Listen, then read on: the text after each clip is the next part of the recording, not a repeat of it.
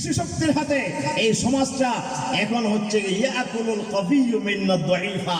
এই সমাজের অবস্থা হচ্ছে যারা সবল তারা দুর্বলকে খেয়ে ফেলছে, যাদের হাতে শক্তি আছে তারা বলছে মাইট ইজ রাইট, শক্তি যার বেঁচে থাকার অধিকার তার, যার শক্তি নাই তার বেঁচে থাকার কোনো অধিকার নাই। এটাই হচ্ছে জাহেলি সমাজের চিত্র। আজকের সমাজটা হচ্ছে কি দুর্বলের কোনো অধিকার সমাজে নাই, দুর্বলের কোনো অধিকার নাই। আপনি অধিকার পাবেন কখন? যদি আপনার হাতে ক্ষমতা থাকে। ক্ষমতা যদি আপনার হাতে না থাকে, আপনি যদি ক্ষমতাসীনদের পক্ষে ক্ষমতাবানদের সাথে যদি আপনি না থাকেন, তাহলে আপনার কোনো অধিকার এই সমাজে নাই। আপনার অধিকার থাকবে যখন আপনি ক্ষমতাবানদের সাথে থাকবেন। প্রিয় উপস্থিতি, এই সমাজটা হচ্ছে জাহেলি সমাজের চিত্র। এই সমাজটা আজকে মানুষ আজকে কি কষ্ট, কি দুঃখ বেদনা আজকে এই সমাজে মানুষেরা লাভ করছে, সেটা তো বলার কোনো প্রয়োজন নয়। সব তো আমাদের জানাশোনা, কি বলেন, সব আমাদের জানাশোনা। আজকে আমরা সব দেখতেছি, সুতরাং বলার কোনো প্রয়োজন নাই। এই সমাজ ব্যবস্থাকে এরকম একটি কঠিন সমাজে এসেছিলেন নবী মুহাম্মদ রাসূলুল্লাহ, জোরে বলেন না সাল্লাল্লাহু আলাইহি সাল্লাম।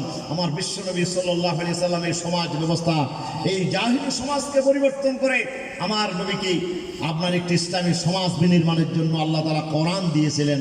আল্লাহ তাআলা বলছেন হুয়াল্লাযী আরসালা রাসূলাহু বিল হুদা ওয়া দীনিল হক লিইয়ুযহিরাহু আলাদ দীনি কুল্লিহি ওয়ালাউ কারিহাল মুশরিকুন।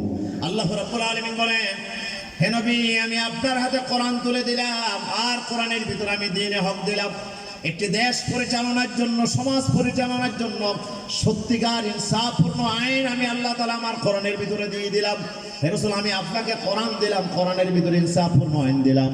তার কারণ হচ্ছে যেন আপনি কোরআনের আইনকে সমাজের সমস্ত বাতিল সমাজ ব্যবস্থার উপরে, বাতিল আইনের উপরে, মানুষের তৈরি করা জুলুমের আইনের উপরে যেন আপনি এটাকে বিজয় করতে পারেন। যদিও মুশরিকরা এটাকে পছন্দ করবে না। আল্লাহ রাসূল সাল্লাল্লাহু আলাইহি ওয়াসাল্লামকে আল্লাহ তাআলা একটি সমাজ পরিবর্তনের জন্য নবীকে পাঠালেন, ঠিক কি না? নবী চেষ্টা করেছেন সমাজ পরিবর্তনের জন্য। রাসূল সাল্লাল্লাহু আলাইহি ওয়াসাল্লামের এই সমাজ পরিবর্তনের কাজে সবচেয়ে বেশি সহযোগিতা করেছেন মক্কার জমিনের যুবক তরুণেরা আমার নবীর পাশে এসে দাঁড়িয়েছেন। এই জন্য নবী ভালোবাসতেন সবচেয়ে বেশি যুবকদেরকে। সুবহানাল্লাহ বলেন। যুবকদেরকে নবী ভালোবাসতেন সবচেয়ে বেশি। আমার বিশ্বনবীর দরবারে আসলো এক তরুণ যুবক, রাসূলের দরবারে টয়টম্বুর হয়ে গেছে, সবাই বসে গেছে, এক যুবক বসার জায়গা পায় নাই। তার নাম ছিল আব্দুল্লাহ বিন জিলি রাদিয়াল্লাহু তাআলা আনহু। রাসূল সাল্লাল্লাহু আলাইহি ওয়াসাল্লাম বেশি দেরি করলেন না, উনি ওনার নিজের চাদর মোবারকটা আব্দুল্লাহর দিকে নিক্ষেপ করে বলেন, আব্দুল্লাহ, আমার চাদরের উপর বসো। আল্লাহু আকবার। সিদ্দিক আকবর বলছে, আজকে আব্দুল্লাহ বিন বিজলি মতো যুবক যদি আজকে আমি হতাম, রাসূলের চাদর মনে হয় আমি পেয়ে যেতাম। সুবহানাল্লাহ। রাসূল সাল্লাল্লাহু আলাইহি ওয়াসাল্লাম যুবকদেরকে সবচেয়ে ভালোবাসতেন, যুবকদেরকে রাসূলুল্লাহ এত মহব্বত করতেন যে রাসূল সাল্লাল্লাহু আলাইহি ওয়াসাল্লামের সাথে আল্লাহ রাসূল যুবকদেরকে, আল্লাহ রাসূল রাখতেন যুবকদেরকে, রাসূলুল্লাহ এত মহব্বত করতেন, ভালোবাসতেন। রাসূল সাল্লাল্লাহু আলাইহি ওয়াসাল্লামের আন্দোলনে সবচেয়ে বেশি ভূমিকা রেখেছে সেই যুবক তরুণেরা। রাসূলের উপরে যারা ঈমান এনেছিল, বুড়া মানুষের চাইতে রাসূলের উপর ঈমান আনার সেই মুসলমানদের সংখ্যা বেশি পরিমাণে ছিল যুবক তরুণেরা। হযরত সিদ্দিক আকবর যখন ইসলাম কবুল করছে তখন ওনার বয়স ছিল 38। হযরত ওমর যখন ইসলাম কবুল করছে তখন ওনার বয়স ছিল 32। হযরত ওসমান যখন ইসলাম কবুল করছে তখন ওনার বয়স ছিল 20-এর উপরে। হযরত আলী কারামাল্লাহু ওয়াজহুর বয়স ছিল 10। এভাবে কিশোর যুবকেরা আমার নবীর উপরে কলমা পড়ে মুসলমান হয়েছে। এরপরে তাদের সমস্ত চেষ্টা প্রচেষ্টা আল্লাহর নবীর সাথে ওনার ইসলামের জন্য তারা কোরবান দিয়েছেন। এই জন্য ইসলামের বিজয় হয়েছে। এই জন্য আজকের এই সমাজকে যদি আমরা পরিবর্তন করতে চাই, তাহলে যুবক তরুণদেরকে এগিয়ে আসতে, যুবকদেরকে আমার আল্লাহ তাআলা ভালোবাসেন। আল্লাহ রাসূল সাল্লাল্লাহু আলাইহি ওয়াসাল্লাম বলেছেন 7 প্রকার মানুষকে আল্লাহ তাআলা আরশের নিচে ছায়া দান করবে। তার ভিতর বুখারী শরীফের হাদিসে এসেছে, বিশ্বনবী বলেছেন 2 নাম্বার। 1 নাম্বার হচ্ছে ইমামুন আদিল, সত্যিকার ইনসাফ, আপনার ন্যায় প্রতিষ্ঠাকারী নেতা। আল্লাহ তাআলা তাকে 1 নম্বরে রাখবেন। আর এই নেতাকে যারা সহযোগিতা করেছে এই সব যুবকদেরকে আল্লাহ রাসূল বলেছেন তাদেরকে আল্লাহ তাআলা 2 নম্বরে আরশের নিচে ছায়া দান করবেন। সূরা বলি আল্লাহু আকবার। সম্পূর্ণ সাফি ইবাদতিল্লাহ, আল্লাহর ইবাদতে যারা তাদের যৌবনকাল কাটিয়েছে, আল্লাহর গোলামীকে যারা গ্রহণ করে নিয়েছে, যে সব যুবকেরা, আল্লাহ তাদেরকে সবচেয়ে বেশি সম্মানিত করবেন কিয়ামতের দিন, আর সে নিচে ছায়া দান করবেন। আলহামদুলিল্লাহ বলবেন না? আর জোরে বলেন আলহামদুলিল্লাহ। তরুণ যুবকদেরকে আল্লাহ ভালোবাসেন, রাসূল ভালোবাসেন, এবং তাদের মর্যাদা এত বেশি যে আল্লাহ তাআলা যত পয়গম্বর পাঠিয়েছেন, কোন বুড়া মানুষকে আল্লাহ পয়গম্বর পাঠায় নাই। আল্লাহ তরুণ যুবকদেরকে আল্লাহ তাআলা নবুয়তের দায়িত্ব দিয়েছেন, ঠিক কিনা? ওয়া আতাইনাহুল হুকমা সাবিয়্যা। আল্লাহ তাআলা বলছে, এই কিশোরটাকে, এই যুবকটাকে আমি আল্লাহ তাআলা নবুয়তের দায়িত্ব দিলাম। আল্লাহ তাআলা যত পয়গম্বর পাঠিয়েছেন, সব পয়গম্বরকে আল্লাহ তাআলা যৌবনকালে যৌবনের শক্তি দিয়ে আল্লাহ তাআলা এই যারা কাজ করতে পারবে তাদেরকে আল্লাহ তাআলা নবুয়তের দায়িত্ব দিয়েছেন। আলহামদুলিল্লাহ বলেন। আলহামদুলিল্লাহ। রাসূল সাল্লাল্লাহু আলাইহি ওয়াসাল্লাম সহ আল্লাহর পয়গম্বর এবং বিশ্বনবী সহ হযরত ইউসুফ আলাইহিস সালাম, হযরত ইব্রাহিম আলাইহিস সালাম, যার কথা হযরত আল্লাহ তাআলা কোরআন মাজিদে আলোচনা করেছেন, ক্বালু সামি'না ফাতান ইয়াজকুরুহুম ইউকালু লাহু ইব্রাহিম। ওরা বলল যে আমাদের মূর্তি কে ভাঙলো? খোদে এখানে আমরা বলতে শুনেছি একজন যুবক আছে যার নাম নাকি ইব্রাহিম। ইব্রাহিম মূর্তির ব্যাপারে সমালোচনা করে, মূর্তি কেউ ভাঙে না, ইব্রাহিম ভাঙছে। সুবহানাল্লাহ বলে। ইব্রাহিম কি যুবক? ইব্রাহিম কি যুবক? ইব্রাহিম ইসলামের যৌবনকাল আল্লাহর ইবাদতের পক্ষে উনি ব্যয় করেছিলেন। ইব্রাহিম ইসলামের কথা আল্লাহ তাআলা কোরআন মাজিদে আলোচনা করেছেন। হযরত ইউসুফ আলাইহিস সালামের কথা আল্লাহ কোরআন মাজিদে আলোচনা করেছেন। হযরত ইউসুফ আপনার ইয়াহইয়া আলাইহিস সালামের কথা, ঈসা আলাইহিস সালামের কথা আল্লাহ কোরআন মাজিদে আলোচনা করেছেন। অসংখ্য পয়গম্বরের কথা আল্লাহ আলোচনা করেছেন। ওনারা সবাই ছিল তরুণ যুবক, আর যৌবনকালে আল্লাহ তাআলা তাদেরকে এই নিয়ামত দান করেছিলেন। আলহামদুলিল্লাহ বলবেন না? তাহলে যুবকদের মর্যাদা আছে না নাই? কথা বলেন, মর্যাদা আছে না নাই? যুবকরা ওরাই পারে এই সমাজকে ভাঙতে, এই সমাজকে গড়তে। যদি আপনি গড়তে চান, ভাঙতে চান, যৌবনকালের শক্তি ছাড়া সম্ভব না। যুবকদেরকে আল্লাহ তাআলা শক্তি দিয়েছেন। আমাদের জীবনের প্রথম ভাগ হচ্ছে বাল্যকাল, এরপরে শেষ ভাগ হচ্ছে বৃদ্ধকাল, মাঝখানের বয়সটা হচ্ছে যৌবনকাল, ঠিক কিনা? এটাই হচ্ছে আসল হায়াত, মুক্কম হায়াত, এটাই হচ্ছে আসল।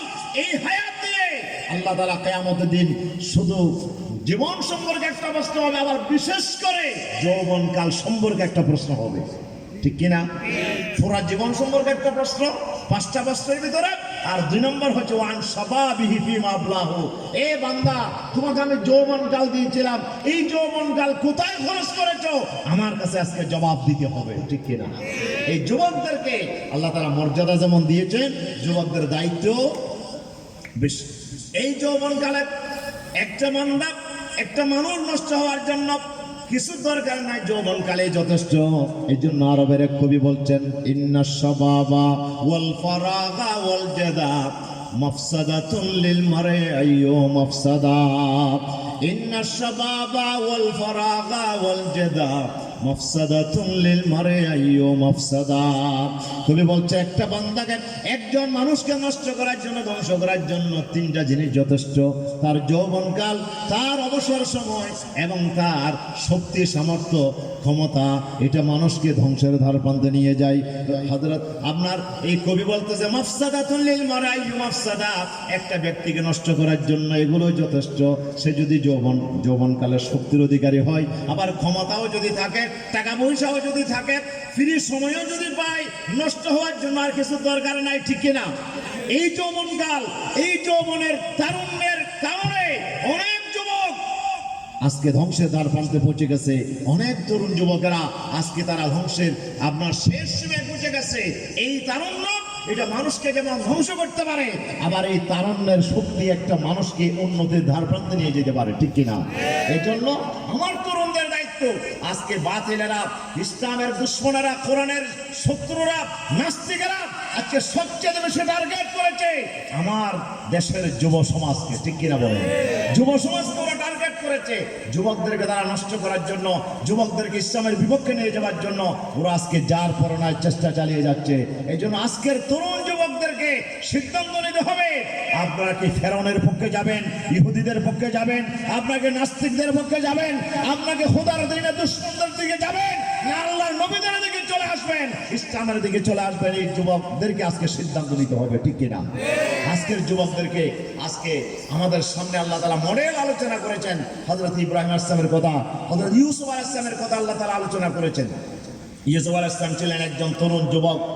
ইউসুফ আলাইহিস সালামকে আল্লাহ এমন সৌন্দর্য দিয়েছিলেন, এমন আল্লাহ তাআলা এমন একটা অবস্থান আল্লাহ তাআলা দিয়েছিলেন যে ইউসুফের কথা আল্লাহ কোরআন মাজিদে আলোচনা করেছেন। একটা সূরা আল্লাহ নাজিল করেছেন, লম্বা একটা সূরা, লম্বা একটা ঘটনা আল্লাহ পরিপূর্ণভাবে কোরআন মাজিদে আলোচনা করেছেন, যেটাকে আল্লাহ হাসানুল কসস বলেছেন। হযরত ইউসুফ আলাইহিস সালামের কথা আলোচনা করতে গিয়ে আল্লাহ তাআলা আয়াত বলেছেন।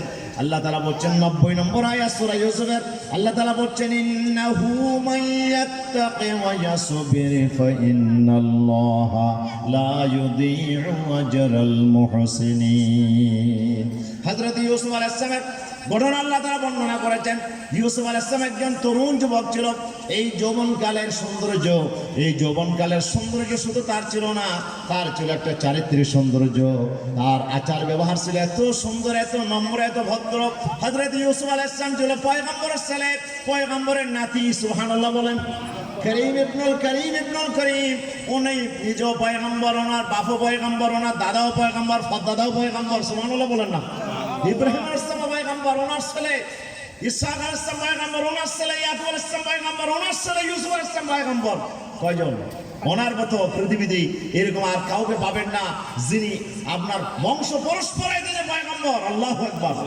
বংশ পরস্পরায় পয়গম্বর, এতগুলো পয়গম্বর আল্লাহ তাআলা ওনার এই বংশে আল্লাহ তাআলা দিয়েছিলেন। ইউসুফ আলাইহিস সালাম উনি শুধু তার বাহ্যিক অবয়ব শুধু সুন্দর ছিল না, চেহারা সুন্দর ছিল না, তার চরিত্র ছিল তার চাইতে বেশি সুন্দর। সুবহানাল্লাহ বলে। এই জন্য এই সৌন্দর্যের কারণে উনি মা বাবার সবচেয়ে বেশি আপনজন ছিলেন। এই জন্য ওনার সৎ ভাইয়েরা ওনাকে বরদাস্ত করতে পারলো না। সৎ ভাইদের দুশ্মনের শিকার হয়ে গেল, হিংসার কারণ হয়ে গেল। হযরত ইউসুফ আলাইহিস সালামকে এই জমিন থেকে ধ্বংস করে দেওয়ার জন্য, মেরে ফেলার জন্য সৎ ভাইয়েরা চেষ্টা করলো, কিন্তু তিনি ওদের এই চক্রান্ত, এই সমস্ত ষড়যন্ত্রের সময় তিনি ভরসা করলেন কার উপরে? বলেন। ভরসা করেছেন কার উপরে? ইউসুফ আলাইহিস সালাম ভরসা করেছেন আল্লাহ তাআলার উপরে। আল্লাহর উপরে ঈমান এনে সমস্ত দুঃখ, কষ্ট, যন্ত্রণা তিনি আল্লাহর উপর ভরসা করে সবগুলো তিনি বরদাস্ত করলেন, সহ্য করলেন। আল্লাহু আকবার। হযরত ইউসুফ আলাইহিস সালামের বিরাট ঘটনা, এগুলো বলে শেষ করা যাবে না। শুধু আমি একটু ইশারা করতেছি। ইউসুফ আলাইহিস সালামকে ওনার ভাইয়েরা মেরে ফেলতে চাইলো, কিন্তু বাঁচাইলেন কে? কথা বলেন। বাঁচাইলেন কে? উনি ছিল নবীর ফ্যামিলির সন্তান, নবীর ঘরের সন্তান, নবীর ঘরে জন্ম নেয়া এই ভাইয়েরা ওনাকে হত্যা করতে চাইলো। আল্লাহ তাআলা ওনাকে বাঁচাইলেন, যেহেতু উনি ভরসা করেছিলেন কার উপরে? আল্লাহর উপরে। এরপরে আল্লাহ তাআলা ওনাকে নিয়ে গেলেন আপনার, উনি হয়ে গেলেন গোলাম। উনি হয়ে গেলেন কি? গোলাম। উনি ছিলেন স্বাধীন মানুষ, কিন্তু ওনাকে গোলাম হিসেবে মিশরের বাজারে ওনারা বিক্রি করলেন।